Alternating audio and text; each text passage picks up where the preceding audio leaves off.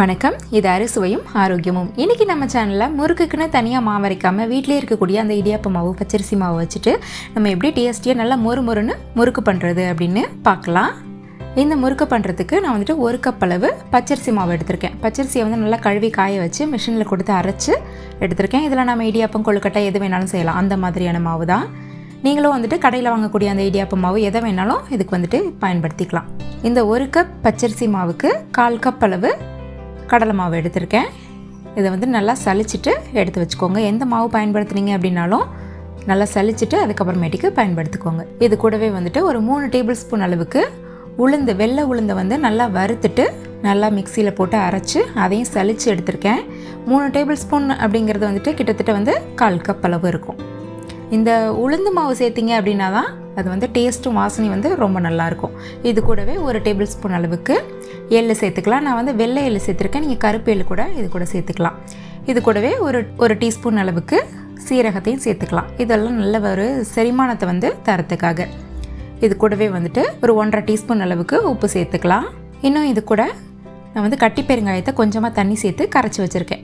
இதையும் வந்துட்டு இது கூட சேர்த்துக்கலாம். நீங்கள் வந்து பெருங்காயத்தூள் இருந்தது அப்படின்னா அதையும் கூட ஒரு 1/2 டீஸ்பூன் அளவுக்கு சேர்த்துக்கலாம். இன்னும் உங்களுக்கு லேசான இனிப்பு சுவை பிடிக்கும் அப்படின்னா நீங்கள் வந்து கொஞ்சமாக சுகரையும் கூட இதில் வந்து சேர்த்துக்கலாம். இப்போ இது எல்லாத்தையும் வந்து ஒரு தடவை நல்லா கலந்துடலாம். அந்த உப்பெல்லாம் வந்துட்டு எல்லா இடத்துலையும் நல்லா படணும். இது கூட இப்போ நம்ம கொஞ்சம் கொஞ்சமாக தண்ணி சேர்த்து இதை வந்துட்டு நல்ல ஒரு கெட்டியான பதத்துக்கு வந்து பிசைஞ்சு எடுத்துக்கலாம். நம்ம சப்பாத்தி மாவுலாம் இருக்குல்ல அந்த மாதிரி கெட்டியாக. நீங்கள் வந்து இதுக்கு தேங்காய் பால் கூட யூஸ் பண்ணிக்கலாம். தேங்காயை நல்லா துருவி எடுத்து புழிஞ்சு அதோட பால் கூட பயன்படுத்தலாம். வாசனை வந்து இன்னும் ரொம்ப நல்லாயிருக்கும். கொஞ்சம் கொஞ்சமாக தண்ணி சேர்த்து நல்லா வந்துட்டு கெட்டியாக வந்து பிசைஞ்சு எடுத்துக்கோங்க. இன்னும் இது கூட நீங்கள் வந்துட்டு கொஞ்சமாக வந்து கீ சேர்த்துக்கலாம், கொஞ்சம் ஆயில் சேர்த்துக்கலாம். சாஃப்டாக பிசைஞ்சிக்கோங்க. இந்த அளவுக்கு நல்லா சாஃப்டாக பிசைஞ்சிக்கோங்க.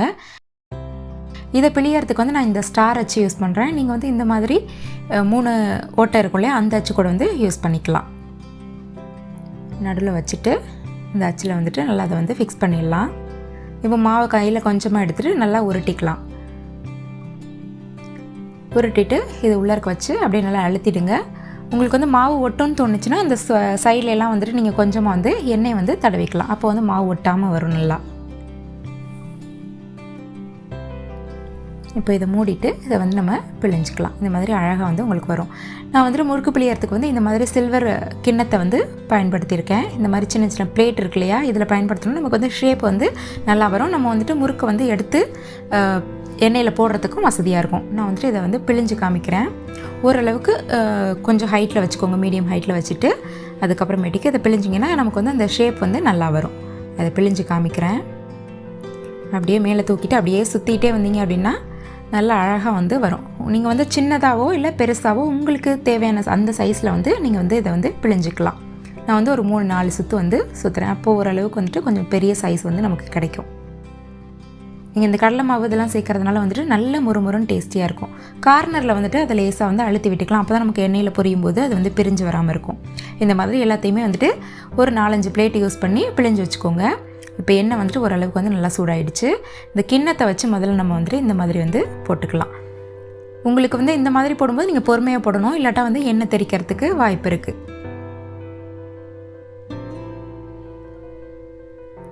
இல்லாட்டா இந்த மாதிரி கரண்டி இருக்கு இல்லையா, அதில் வந்துட்டு லேசாக வந்து எண்ணெயை வந்து பின்னாடி வந்து தொட்டுட்டு அப்படியே எண்ணெயில் அப்படியே காமிச்சிங்க அப்படின்னாலும் அப்படியே அழகாக வந்து வலிக்கிட்டு போய் அப்படியே விழுந்துடும் எண்ணெயில். உங்களுக்கு வந்து இன்னும் இது வந்து ஈஸியாக இருக்கும். ஆனால் கரண்டி வந்து ரொம்ப சூடாக இருக்கக்கூடாது. ரொம்ப சூடாக இருந்தது அப்படின்னா கரண்டிலேயே பின்னாடி வந்து ஒட்டிக்கிறதுக்கும் சான்ஸ் இருக்குது. இல்லாட்டா நீங்கள் இந்த மாதிரி கையில் கூட எடுத்து போடலாம்.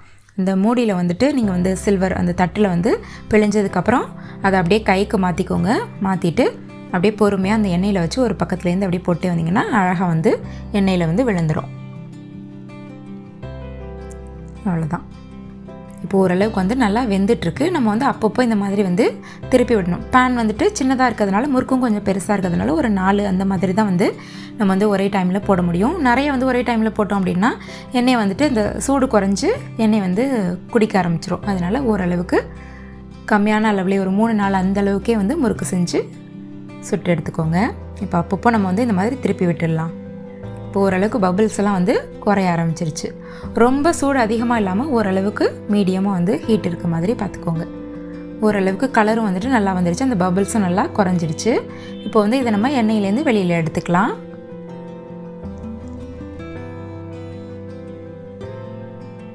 அவ்வளோதான். இப்போ இந்த மாதிரி ஒரு கார்னரில் வச்சு லேசாக அழுத்துனீங்க அப்படின்னா அதில் உள்ள அந்த எக்ஸ்ட்ரா எண்ணெய் எல்லாமே வடிஞ்சிரும்.